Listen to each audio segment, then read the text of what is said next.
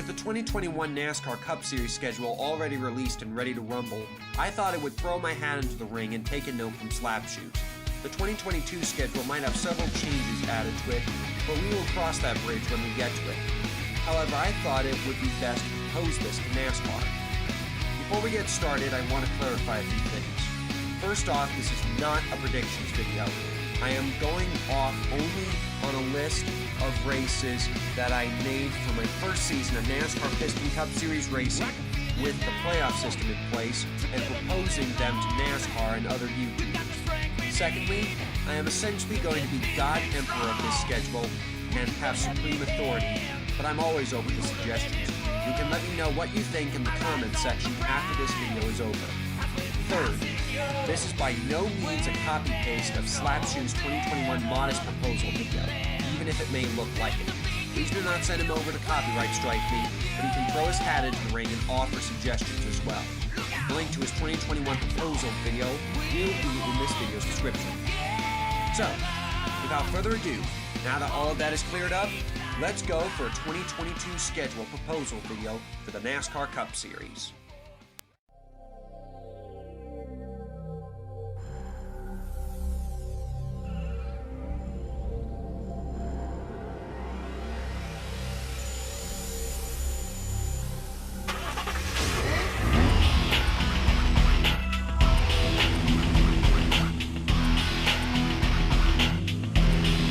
The off-season is basically going to be the same as it usually is.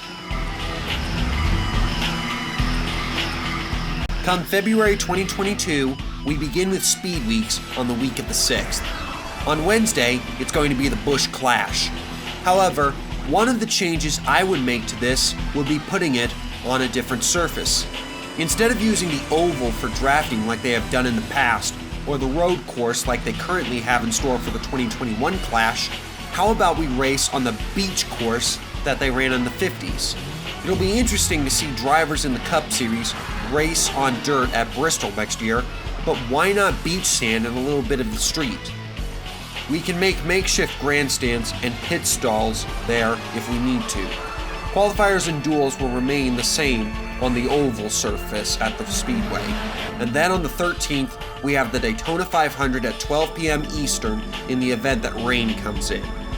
However, my proposal for this race and the rest of the super speedways for aero packaging, 900 horsepower, no restrictor plates or dampeners, and low downforce, just like in the days of old. If this doesn't work out, we can go back with the package that we currently have. Next up, we go to Atlanta Motor Speedway for the Folds of Honor Quick Trip 500. This will take place on February 20th at 12 p.m. Eastern. However, I have an idea that could work out. How about we race on the track setup that was around during the 1992 Hooters 500, which was an oval, not a D-oval. It could be a bit of a nostalgia boom for many fans if they want to relive the magic of the 80s and 90s and integrate a bit of history into the minds of newer and younger fans. Next comes the NASCAR Travels West campaign. We start off with our only trip to the Gambling City track of Las Vegas Motor Speedway for the Pennzoil 400, which will happen on March 6th at 12 p.m. Mountain Time. Now I know this sounds crazy, but just hear me out. Adjustments to time could work out in the favor of drivers and fans. They can sleep in and rest up for a couple hours in that time zone before racing begins. Essentially, drivers are gaining hours if the racing time starts in that time zone. We then get our first road course race of the year at Portland International Raceway in Oregon on Saturday, March 12th at 2 p.m. Pacific Time. It may be a new course for many of these drivers. My proposal would be a 300-mile race on that road surface. The West Coast swing will then conclude with Auto Club on the 2-mile shaped surface.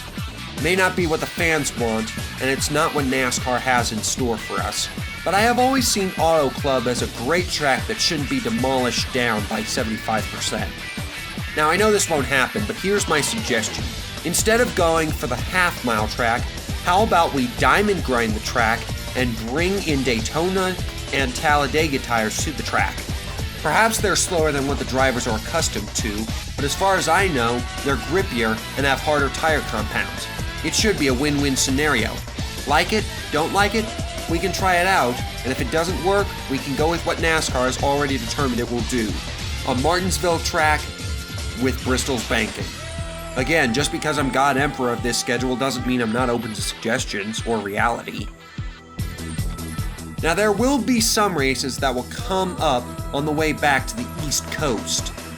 It's been a dream to many drivers and fans to have a Cup Series race in their hometown, potentially on the streets. That's where the Wildcat 400 comes in. As a way to honor my home state of West Nebraska, we race a 400-mile street course in the streets of my small hometown of Harrisburg, Nebraska. The course would potentially have 6 turns in it, with racing from turns 1 through 3 and halfway towards turn 4 covered in dirt. Killing 2 birds with 1 stone could work out, as you can see in this concept art design here. The Wildcat Hills may end up being a scenic backdrop, and I propose the race be at 11:30 a.m. on Sunday, March 20th, which would see me celebrating my 23rd birthday. If this doesn't work, we'll wipe the slate clean again and try another race setup or another course altogether. Now some of you may be wondering, where's North Wilkesboro in all of this? Is it going to be on the schedule? To which I reply, yes it is. By the time the 2022 season begins, I believe that North Wilkesboro will be completely cleaned up and ready for racing action once again. I propose a 500-lap race at that historic track on March 27th at 12 p.m. Eastern, and Wilkes County may have some extra revenue coming in that has been missing for some time. However, this may be the only stop at this legendary track, but I'm still open to the suggestions of the people. We then continue into the next set of races, starting off with Martinsville on Saturday night, April 2nd at 7:30 Eastern for the traditional STP 500. The night race had a lot of hype going into the 2020 season, but because of the COVID pandemic, no fans were able to attend. However, in my timeline, COVID is a minimalistic problem now, and full attendance can come back to the tracks. Fans can then enjoy the action that the Martinsville night race has to offer. Then we jump to Alabama for the Geico 500 at Talladega on April 10th at 12 Eastern. Nothing more to be said there. An off week to celebrate Easter will come up as well, depending on when it is in 2022. For now, I have the off week on the week of April 17th. Bristol is next on the schedule, and depending on how the racing on dirt goes next year, we may continue that trend or remove it entirely. It will be at 12 Eastern on April 24th. Next up is where things can get a bit messy, the first of 2 races at Richmond Raceway. Despite some of the greatest moments that it has had to offer, such as when Carl Edwards bumped Kyle Busch out of the way on the final turn of the race to take the win from his teammate in 2016, as of late, Richmond hasn't exactly had a lot of good races. In my timeline, either a race at Richmond or a 400-mile race at Darlington will happen at 12 Eastern on Sunday, May 1st. On May 8th, we go to the first of 2 races at Kansas Speedway at 12 noon Central Time. Not really much to say here.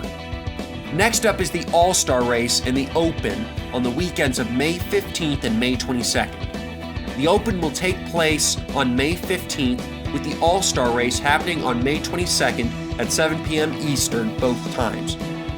Both races will race for about 200 laps, with a $1 million bonus to the winner of the All-Star Race and a 10-point bonus to the winner of the Open, giving them a little bit more of an incentive.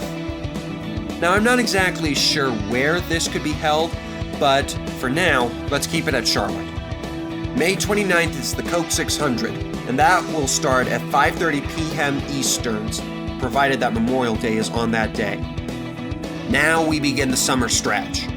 We first make a stop to Dover for 400 miles at the Monster Mile at 12 Eastern on June 5th. The first Pocono race will then take place the next week at 12 Eastern, June 12th. Nothing else to say there.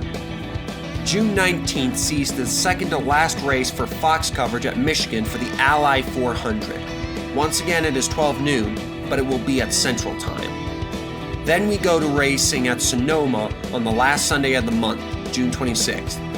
We will be racing on the traditional course without the carousel at 12 Pacific. This then concludes the broadcasting for Fox.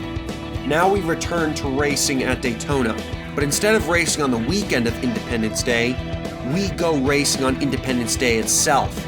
It will be a nighttime event on that Monday at 6 p.m. Eastern Time, with Pepsi returning to sponsor this race and Alan Bestwick in the booth for NBC. In my timeline, their coverage has now gotten fixed up and improved to where it used to be. Turn 4, final lap of the Pepsi 400. Michael Waltrip in second, but it's going to be Dale Earnhardt Jr. using lessons learned from his father to go from 6th to 1st and score the victory with the Pepsi 400. Next, we return to Pocono for its second race at 12 Eastern on July 10th.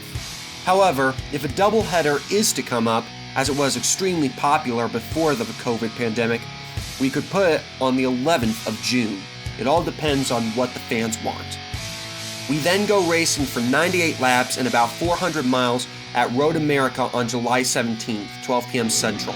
We'll see what it's like this year, as a lot of hype is going into this race. But if it doesn't work out, we can make adjustments accordingly. On July 23rd, we go for the traditional Bristol night race at 5:30 p.m. Eastern. It'll be a wild one for sure. We then go back to racing at Watkins Glen for 90 laps on July 31st at 12 noon Eastern. Nothing else to say about it. However, some fans want to see how racing is like with the boot, to which I say we can try it out in my timeline of 2022. If this doesn't work out, we're going back to the traditional track setup, and we're staying that way. Heading into August, we return to Michigan for another 400-mile race. This will happen on August 7th at the same time as the Ally 400, which would be 12 Eastern, or 12 Central. August 14th will be an off week so drivers can get reoriented if they need to. On August 21st, we get the Brickyard 400 once again. In my timeline, the track will have been repaved with diamond grinders, and we have super speedway tires once again. The race would start at 12:30 p.m. Central Time. On August 27th, we go to Richmond for sure for the Federated Auto Parts 400 at 6 p.m. Eastern. The regular season then ends on Labor Day for the Southern 500 at Darlington at 7 p.m. Eastern Time, throwing it back to when this race started. It's not really known by many new fans, but the Southern 500 used to be raced on Labor Day itself, not just the weekend. And this was due to the blue rules of South Carolina. If you don't know what a blue law is, good for you. Slapshoes can explain them to you if you refer back to his first video, which encompassed the worst NASCAR race ever, a link to which is in this video's description as well. The playoffs now kick off on September 11th, with the top 16 in points eligible for the title. It will take place in New Hampshire at noon Eastern Time. However, when it comes to the last lap, I propose the white flag does not get displayed. Instead, when they take the checkered flag, the American and checkered flags fly together on the last lap of the race in memory of the 9/11 attacks in 2001. The second race of the playoffs is going to be an interesting one to try and choose.